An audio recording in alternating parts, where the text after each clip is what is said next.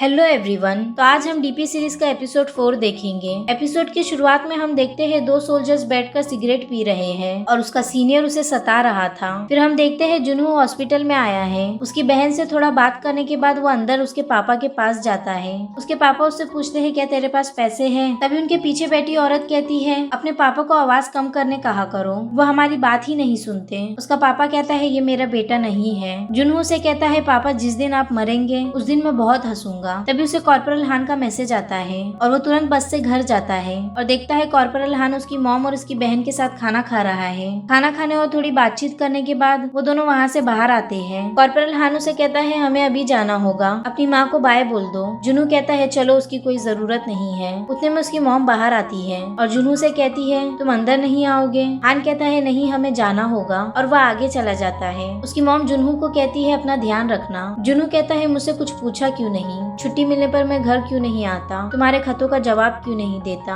उसकी माँ कहती है सोचा तुम बिजी होंगे। जुनू कहता है तो तुम ये सब छोड़ क्यों नहीं देती? वो कहती है ऐसा मत कहो और उसके जेब में कुछ पैसे रख देती है। जुनू कहता है चलता हूँ और आगे चला जाता है। उसकी मॉम कहती है आता हूँ ऐसा कहते हैं, मगर जुनू कुछ नहीं कहता और चले जाता है। अब हम देखते हैं एक सोल्जर तारों के ऊपर से भाग गया। कॉर्पोरल हान और जुनू दोनों कई सोल्जर से बात करते हैं और उस भगोड़े सोल्जर की जानकारी निकालते हैं। उसमें से एक कहता है चीडो को पैसे बहुत पसंद थे, उसका कंधा जख्मी हो गया था पर उसने कभी रैपलिंग करना नहीं छोड़ा। हम हर साल 4 बार हेलीकॉप्टर रैपल ट्रेनिंग करते हैं। ये ट्रेनिंग खतरनाक होती है, इसलिए सबको 1,50,000 वॉन अलग से मिलते हैं। और दूसरा सोल्जर कहता है हम अपनी तनख्वाह लेते थे और बैटिंग करते थे और सार्जेंट हू ने ही बैटिंग शुरू की थी और वो कभी नहीं हारता था, हर बार सबसे जीत जाता था। अब हम देखते हैं ये तीनों जुआ खेल रहे हैं और इस बार भी सार्जेंट हू ही जीतता है। वो उनके सामने 3 पत्ता रखता है और कहता है अगर यहाँ 3 दरवाजा है और अगर तुमने सही दरवाजा खोल दिया तो तुम्हारी छुट्टी मंजूर हो जाएगी।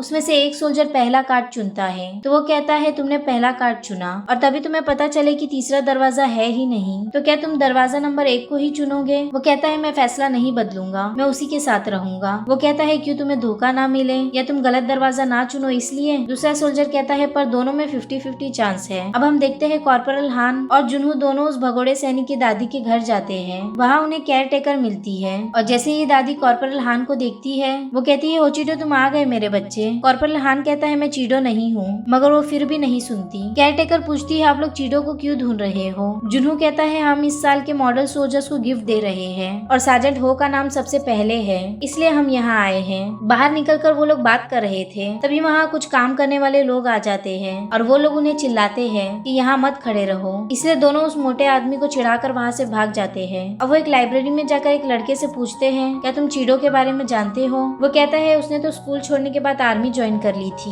हान पूछता है क्या वो जुआ खेलता था? ये कहता है नहीं बिल्कुल नहीं, वो बहुत अच्छा लड़का है। फिर जुनू उसे उन 3 दरवाजों के बारे में पूछता है। ये कहता है उसे मॉन्टी हॉल प्रॉब्लम कहते हैं। फिर हम चीडो का पास देखते हैं। वो कहता है मॉन्टी हॉल अपने जवाब को चेंज करना है। फिर वो ब्लैक बोर्ड पर जाकर समझाता है कि अगर आप 3 दरवाजों को चुनते हैं कि सबके 1/3 चांस है कि वो दरवाजा सही है, मगर फिर आपको पता चलता है एक दरवाजा गलत है, तो 2 दरवाजे के बीच में 50-50 नहीं 2/3 चांस हो जाता है। इसमें आपको पहले चुने गए फैसलों को बदल लेना चाहिए और फिर सब इसके लिए तालियां बजाते हैं। उनकी टीचर कहती है वेरिएबल में चेंज होता है तो सब बदल जाता है, मगर ज्यादातर लोग डर या भरोसा ना होने की वजह से अपना फैसला नहीं बदलते और गलती कर देते हैं। फिर ये दोनों से कहते हैं अगर वो कांटेक्ट करे तो हमें बता देना। और जैसे ही वो लोग जाने लगते हैं वो लड़का फोन लाकर कहता है ये आपके लिए है। चीडो कहता है अच्छा होगा अगर मुझे ढूंढना बंद कर दो, तो टाइम आने पर मैं खुद यूनिट वापस आ जाऊंगा। हान कहता है हमें भी अपनी यूनिट जाना है पर ये तब होगा जब तुम हमारे साथ आओगे। वो कहता है यहाँ से चले जाओ और कॉल रख देता है। जुनू कहता है उसे कैसे पता चला हम यहाँ हैं? फिर वो लोग यहाँ वहाँ देखते हैं तो उन्हें चीडो वहीं मिलता है। वो लोग उसका पीछा करते हैं और वो इतना फास्ट भाग रहा था कि वो लोग बस उसके पीछे ही भाग रहे थे और उन्हें पता नहीं चलता कि वो लोग गर्ल्स हॉस्टल में आ गए हैं। कैंप में वापस आने के बाद सार्जेंट पार्क कहता है हमेशा बुरी खबर लाते हो, यकीन नहीं होता कि तुम लोग वुमेन्स हॉस्टल से शिकायत लाओगे। दोनों सॉरी कहते हैं और वापस कैंप में चले जाते हैं।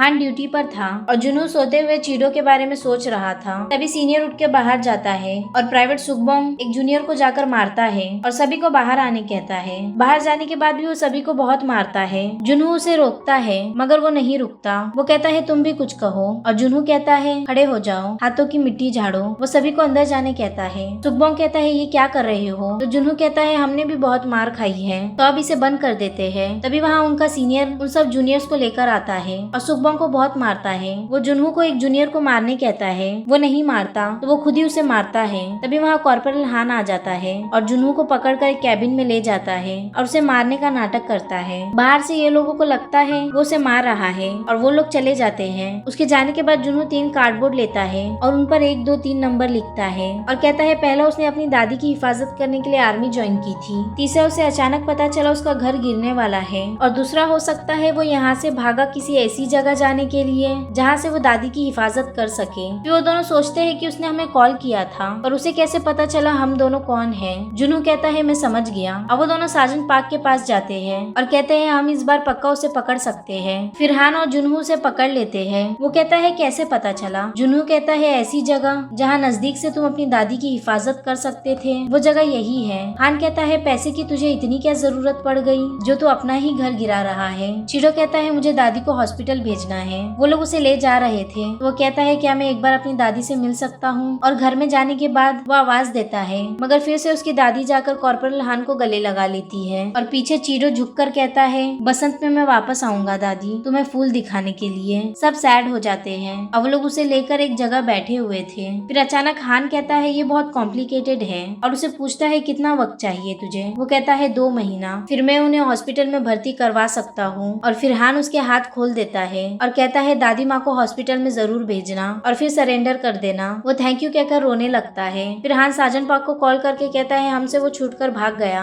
साजन कहता है अच्छा बहुत बढ़िया वापस आ जाओ। साजन पाक को तो पता लग ही गया था इन दोनों ने उसे खुद छोड़ा है। अब दोनों बर्गर खा रहे थे और फिर जुनहो कैंप में वापस आकर अपनी माँ को कॉल करता है और कहता है माँ तुमने खाना खाया? थोड़ी देर बाद सब सो रहे थे। साजन पाक आकर कहता है चुसुकबोंग भाग गया और यही ये एपिसोड एंड होता है। वीडियो पसंद आया हो तो लाइक शेयर और सब्सक्राइब जरूर करना। मिलते हैं एपिसोड 5 में।